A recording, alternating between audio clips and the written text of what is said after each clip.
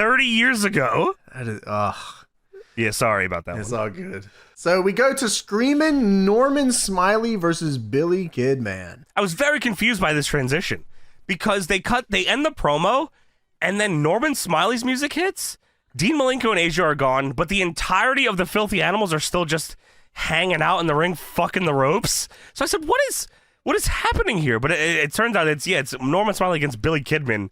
So that's why he's still out there. And also, I'm pretty sure, don't correct me if I'm wrong, or maybe you guys didn't hear it. I swear they said this was a hardcore match. All right, it's the tournament continuing, and here is a man who is now known in the back as Screamin' Norman Smiley. And he says he wants to make this a hardcore match. He said it was a hardcore chant, maybe. Actually, you know what? It might have been. You know what? I actually think they did say it was a hardcore match. I think they did. Maybe they just forgot. Forgot? Yeah, okay. No, they do. They definitely right. do. Yeah, because I wrote that down. Because they said it was a hardcore match. It's also a world title tournament qualifier, quarterfinal match too. Yeah, that's right. And So yeah, this is a tournament match in the biggest WCW tournament ever. I couldn't see it on the graphics, so I didn't know it was happening. You're right. Filthy Animals stay out there. There's 17 people out here. So many. Tony Schiavone announces that I'm just getting news here. Oh, big news! Big Have you heard this? Signed for tonight. Look, Brain, it's on the sheet. Position. Right over the headset. I was told just now, based on what happened a few moments ago, that we have signed for tonight a Texas Tornado ladder match to determine who is rightfully the U.S. Heavyweight Champion. There will be a Texas Tornado ladder match for the U.S. Heavyweight title tonight. Okay. Looks like Bret Hart versus Scott Hall versus Sid Vicious versus Bill Goldberg. Oh, it looks here on the... Scott Hall, Bret Hart, Sid Vicious, and Goldberg. Wow. And all four of those men will now have to wrestle twice tonight because they are all involved in the tournament as well. There's going to be an there's more unknown words? special guest referee. We don't know the referee, huh? No. Okay. Unknown. All these guys are going to have to wrestle twice tonight. Oh, that's unbelievable. Wrestling, because you guys know they're wrestling in the tournament and in the Texas Tornado ladder match later tonight. Oh, thank you. Yes. Oh, Dude, thank you for that. What the this is the match where you give me this news, no graphic either. There's no graphic for this the whole night. No, they're just finding out about it right now. That's it. They were everybody's tuning in to see the Texas Tornado ladder match that they announced during Screamin' Norman Smiley and Billy Kidman Of course. in the WCW heavyweight tournament for the U.S. heavyweight title. What the fuck? And then I see Brian Knobs. Like, what the fuck is going on? Dude, with Jimmy Hart. Brian Knobs, Jimmy Hart. Yeah. Duo. They're out here for commentary. Yeah, they start, and Kidman pulls Norman's jersey up, and they start hockey fighting. Then he puts him in the ropes, and he tries to Rey Mysterio fuck him and spank him in the ropes, but Norman low blows him. Is this the first time he was in the jersey, in the hockey outfit?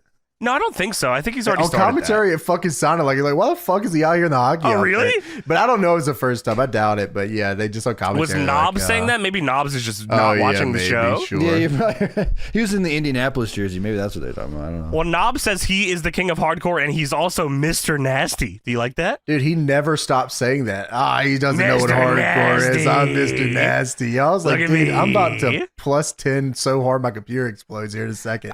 Sadly, dude, I didn't plus 10 any of the show because I didn't have time to. I didn't. There was no time to plus 10. Yeah, I didn't either. I watched all of it somehow.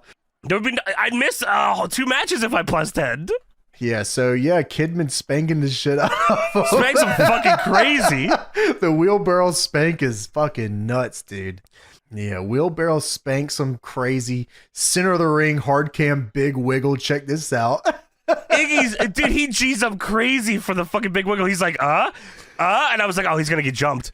I said, oh shit. You gotta give the people what they want. He goes to town on the big wiggle, man. Yeah, and then Knob says, well, the only thing missing from Norman's outfit is the stick. I want to give him the stick. Jimmy, give me the stick. I need a stick. Give me the stick. Holy. Hey, Bobby, the only thing he's missing is the stick. I'll give Norman Smiley something to scream about. Jimmy, give me the stick. The stick. We're going to see it. Then Brian Knobbs either...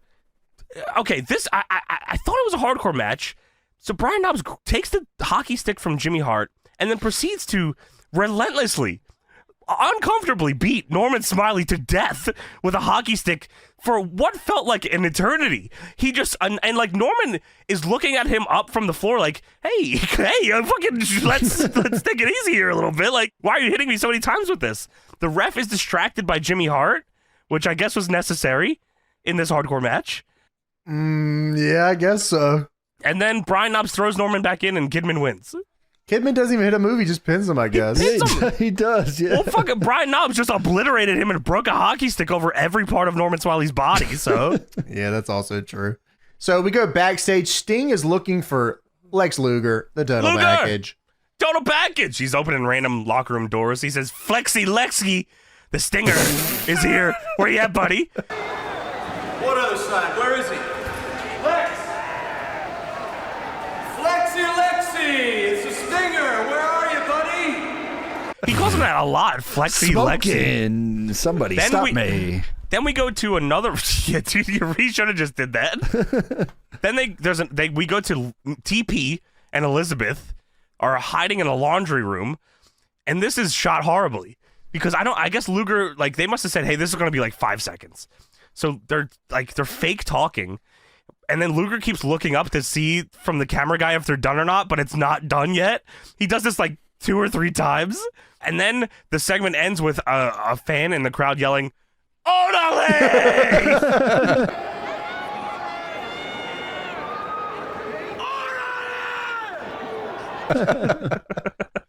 Yeah, so David Flair is also walking around with a crowbar in the parking lot again. It was a parking lot. Parking lot. He's in the parking lot in the garage. Dude, what a dipshit. Yeah. You were He's an hit by a idiot. car here the other week. You could press charges. Maybe. Well, again, maybe that's what he's doing. He's looking for the injury. He's got the crowbar because he's gonna fix the car that ran into him. Hey, I'm gonna fix your car. Oh, he's Oh, trying to is help. that nice? He's gonna fix the car. I think I dented your hood. Let me fix it for He's you. gonna take the dent out of the hood. Holy shit! He limps by the camera, and this reminds me a lot of Jack Nicholson. Oh, you're saying this is Jack Nicholson? This guy looks like Jack Nicholson. Look at The that. Shining. It reminds me of The Shining. Never Jack heard that before. Nicholson. Where'd you guys hear that? I've never heard that before. That's Looks like first time Freddy I heard it. Krueger, Jack Nicholson. That's what it, dude. God damn. So we go to the Macho Man Slim Jim commercial. Ooh yeah, dude. Spice. He breaks out of a straitjacket for some Slim Jims, man. Hey man, you got to get your priorities in check. All right. No, he's good, man. He's got to eat. He's trying to eat fucking Slim Jims that crazy. You got an obsession. Yeah, someone has to check in Suspend on this this man. guy. I'd put him Yeah, in a man. mental hospital, maybe. Yeah, you need to get sent to super hell is what you need to be sent to. And then we go backstage. Kevin Nash is getting fitted for his little rainbow turban. Yeah, so it's the Grand Wizard headpiece he's being fitted for here, which is, I'm sure everybody that was watching at the time was Great completely. reference. Yeah, they completely understood the reference here, and Grand Wizards hasn't probably been on TV in 20 years at this point. He so was it's, at least in the Hall of Fame. Everybody knew this guy. Come on, every wrestling fan knows Maybe this. he just went in. Yeah, he just went in. Probably went in like 10 years ago or something. Yeah, that's true. You're right.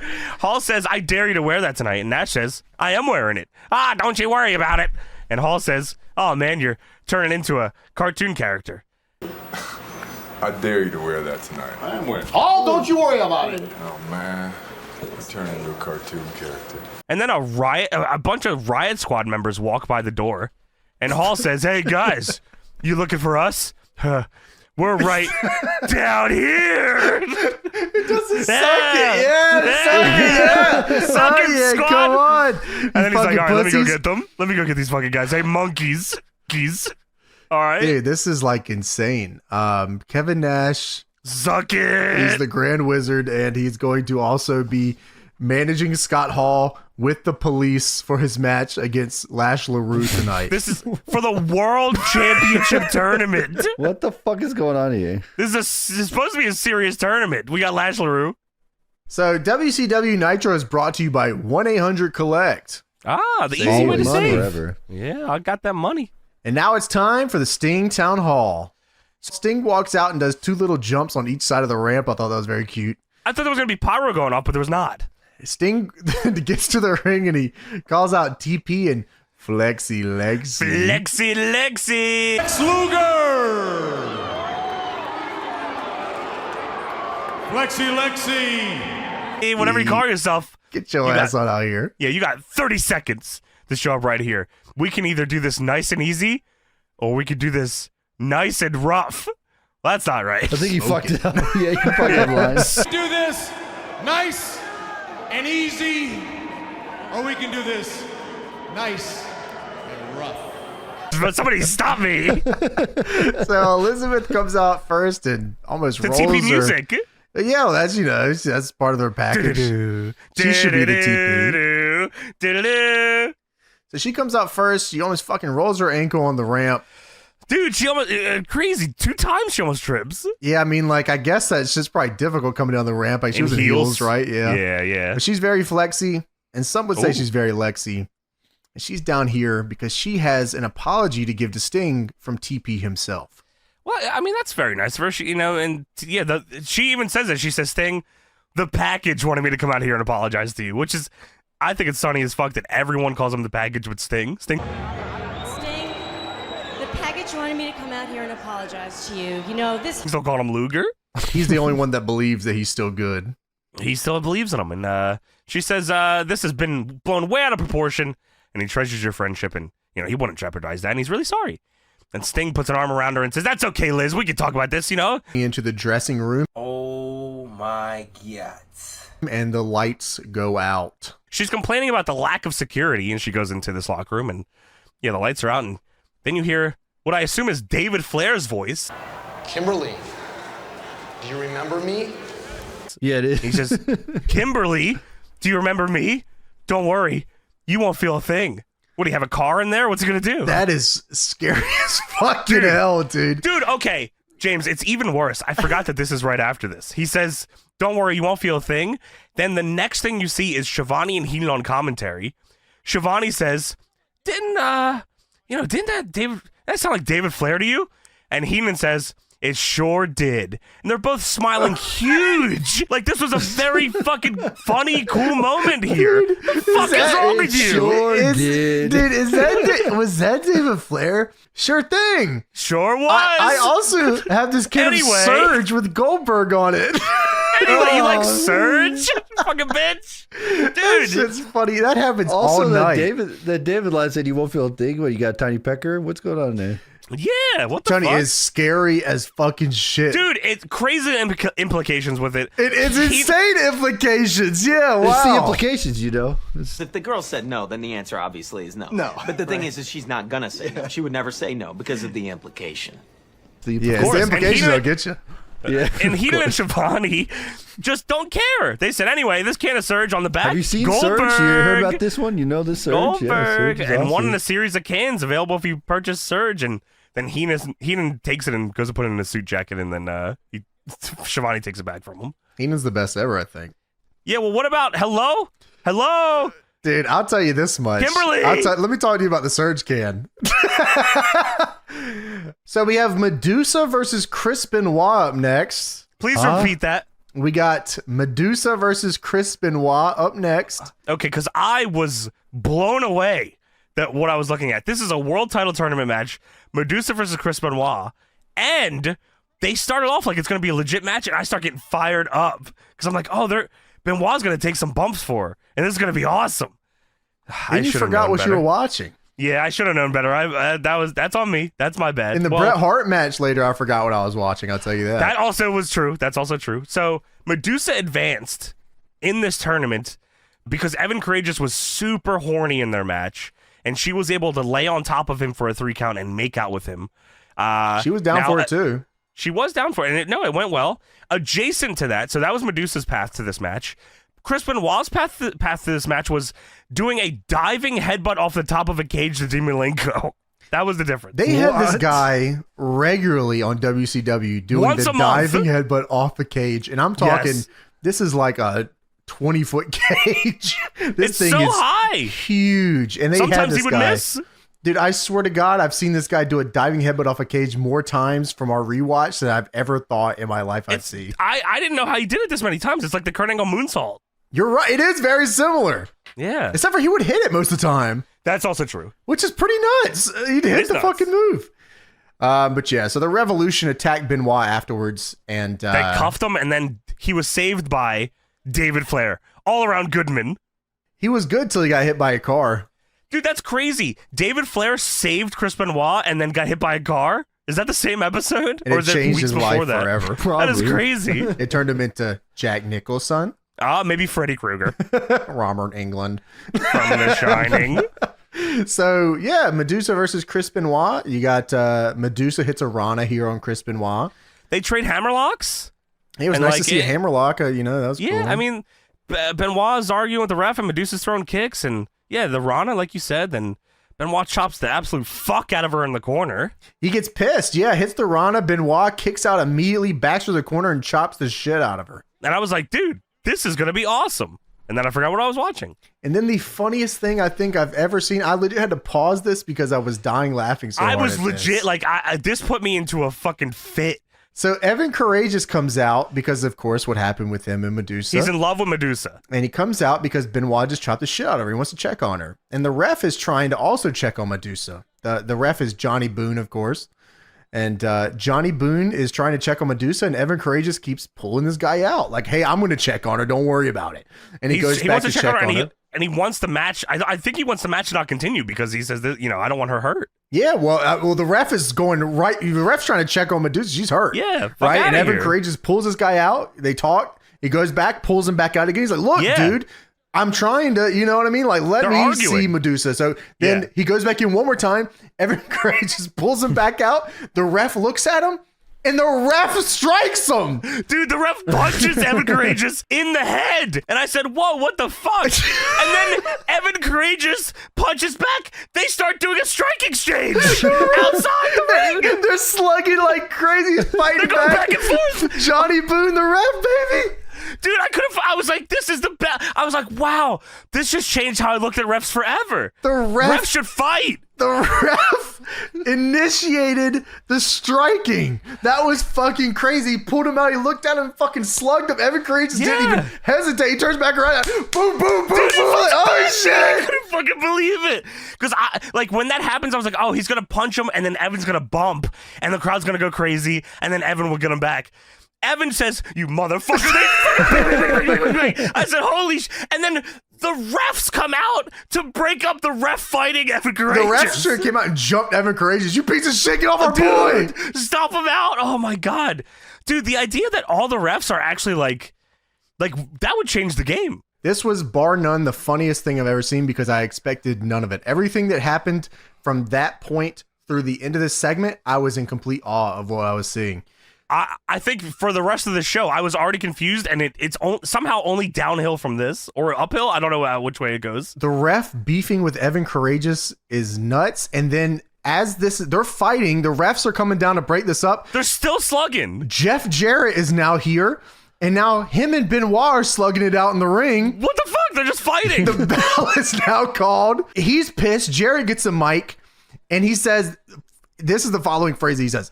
Hey, this is not the WWF. We do not hit women here. He's got the microphone. Hey, Medusa. Like I said before, this is not the WWF, and we do not hit women here. What? And then Medusa starts kicking his fucking ass. Dude, he says we don't hit women here. In the middle of him saying this, Medusa runs up, throws a kick at him, smacks him in the face, and keeps throwing kicks. And Jarrett has to bail, and he says, no, we don't do this shit, and I just screwed you out of this tournament. And he leaves. This was a fever dream. And it all started with Medusa versus Chris Benoit. This is unreal. This has got to be one of the most unhinged segments I've ever seen. It's unbelievable. This has to be seen to be believed. This is one of my favorite parts of the show. I was so excited after this. I got to be honest with you. Yeah, I was like, I wonder what else they're going to cook up here. That was pretty much it. So we go backstage. Chavo is talking to the powers that be. Yeah, so you can't actually see the powers that be. He didn't want to be on television, Russo. He didn't want to be on television. And that's right. He always said that they convinced him to be on television. He didn't even want to do it. He just wanted to do this, which obviously is inspired from Seinfeld. Steinbrenner. Yeah, which is, it's funny in Seinfeld. I don't know if it's supposed to be funny here. I guess maybe sometimes it's supposed to be funny. Still fucking I mean, hot. this song is funny. Seinfeld's hot until it ends. Yeah, that's just go true. crazy. Yeah. So yeah, Chavo is talking to the powers that be, which is Russo, and you can't see him. All you can see is Chavo and the Harris brothers. Their name is the Creative two Control. biggest, baldest racists ever. They're back there looking like they're in the Men in Black. This shit is crazy. Dude, they look legit look like smacked asses. They look like thumbs. They're absurd looking. So Chavo Guerrero won a battle royale last week, and he wants his reward for winning. Yes, and he's here for an opportunity. And Russo says, "Oh, you're that Chavo kid, right? You did great in that Ham and Egger battle royal." And said, put what? over the battle royal. Yes, Mr. Russo, sir, I'm here for an opportunity. Oh, you're that Chavo kid, right? Well, you did a hell of a job in that Ham and Egg Battle Royal. As a matter of fact, here's your opportunity. He said, what? The what? The fuck? He said, here's your opportunity. So he slides him a briefcase, and Chavo opens it and says, Amway? What the hell is this? And Russo says, yeah, go hit the streets and make yourself a couple bucks. Get the hell out of my office. Go sell this, you bum. Get out of here. Damn, Dude, this man. is the most dated reference I've ever seen. Go sell some Amway products. It's crazy. Dude, I don't even think anyone knows what that is. Yeah, he Or wants them to that go was a door to thing. door selling shit. Yeah. Yeah. Good Lord, dude. Here's a briefcase full of Amway.